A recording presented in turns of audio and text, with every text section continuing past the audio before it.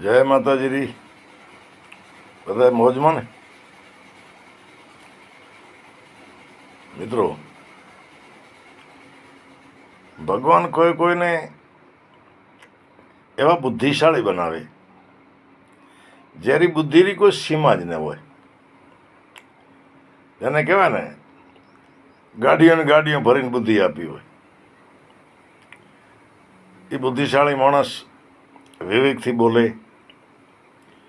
સમય પ્રમાણે બોલે, કોઈને વહમો ખોટો ન લાગે એવો બોલે. કોઈ સલાહ લેવા જાય તો એને રૂપાળી સલાહ દેવી જેમાં એનો ભલો થતો હોય. આવા ઘણા બધા બુદ્ધિશાળીઓમાં ગુણ હોય છે. પણ આ સંસારમાં હજારો કરોડો મણ હાલ્યા જતા હોય.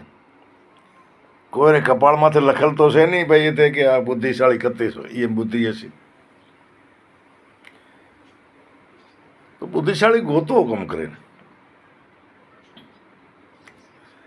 એક રાજાને વિચાર થયો જૂને વખતમાં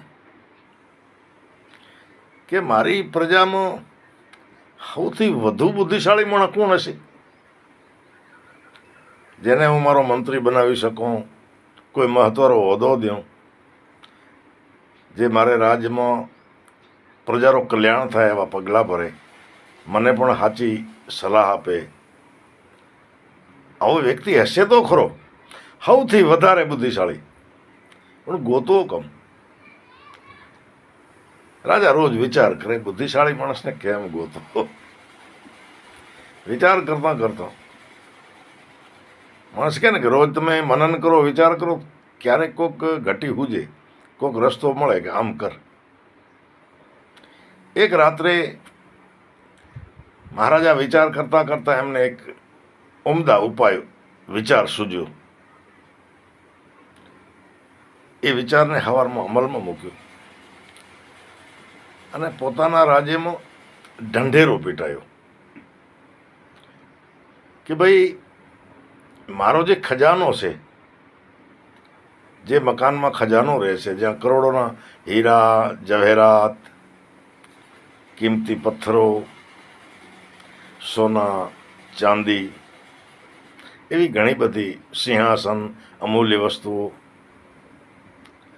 એ જ્યાં રાખવામાં આવે છે ત્યાં રાજા કે હું પણ બેસીશ.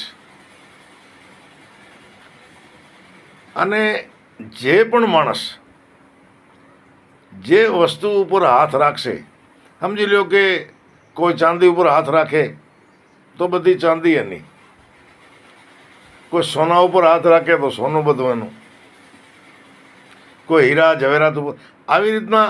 અને મહારાજાએ કહ્યું હું પણ ત્યાં બેસીશ. એ ખજાનાનો જે રૂમ છે એમાં રહેલી તમામ વસ્તુઓ, સજીવ નિર્જીવ, એ બધામાં જે માણસ, જે વ્યક્તિ જે ધન ઉપર હાથ રાખશે એ એનો થશે. આવો મહારાજાએ ઢંઢેરો પીટાયો અને સવારમાં ભાઈ માણસો ઉપડ્યા. સૌથી પહેલાં કોક ગયો, એણે વિચાર કર્યો કે આ લાખો રૂપિયાના હીરા છે, તો જે પેટીમાં, જે પટારામાં હીરા છે એના ઉપર જ આપણે હાથ રાખો.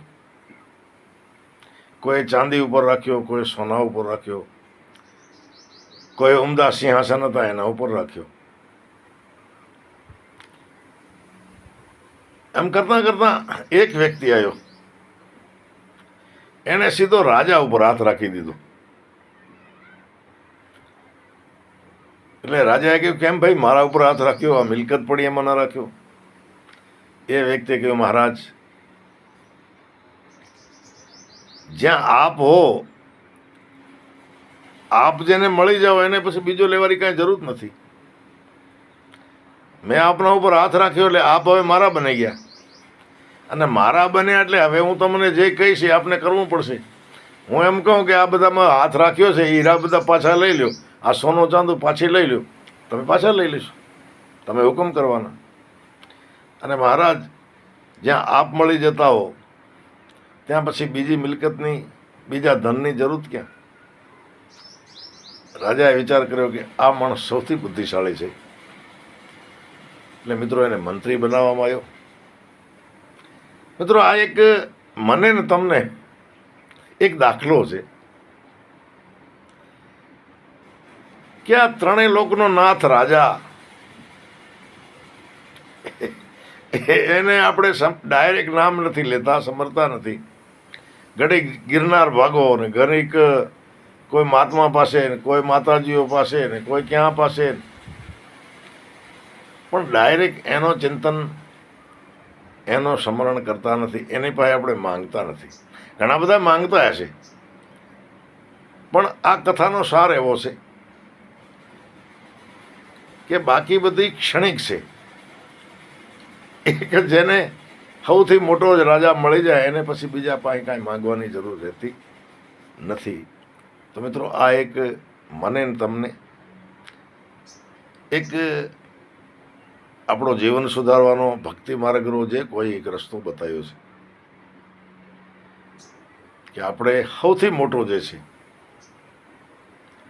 એનો જ ચિંતન કરીએ, એની પાસે જ માંગીએ તો દેવાવાળો નથી દુબળો, ભગવાન નથી રે ભિખારી.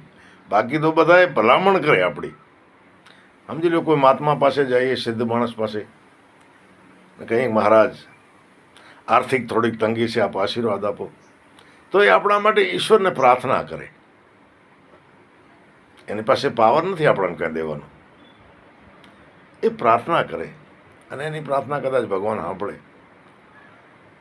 તો આપણે તો સૌથી મોટો જે છે એને પકડીએ તો નિહાલ થઈ જાય. એક રસખાનની કથા આવે. રસખાન મુસલમાન હતા, મા બાપ હતા નહીં, થોડા સમજના થયા, વિચાર કર્યો કે સૌથી મોટો માણસ હોય ને એની જ ચાકરી કરવી, એની પાસે જ નોકરી કરવી, એની જ સેવા કરવી. એટલે ગામના સરપંચને કીધું કે તમે સૌથી મોટા છો એટલે હું તમારી સેવા કરીશ. સરપંચની સેવા કરવા માંડ્યા.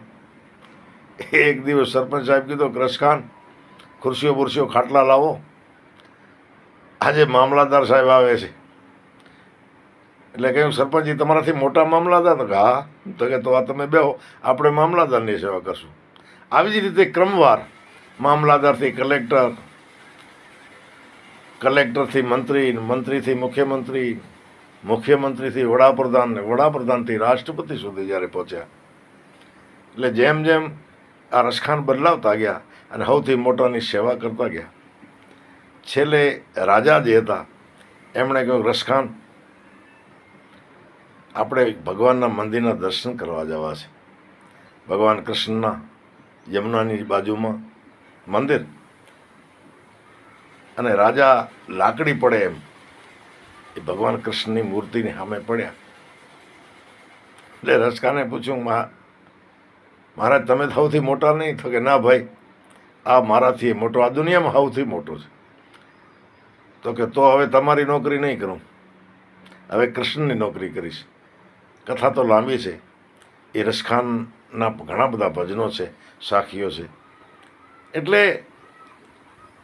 ધારીએ ને આપણે જેને ધારવો છે, જે સૌથી મોટો છે, ઉરી ચાકરી, એની શરણાગત, તો મારો ને તમારો રાત દિવસ કે સમરને કભૂક લગે પુકાર. આ નાની એવી એક દ્રષ્ટાંત કથા જે મને અને તમને ઘણું બધું શીખવા મળે એવી જરાક મેં સાંભળવાની કોશિશ કરી.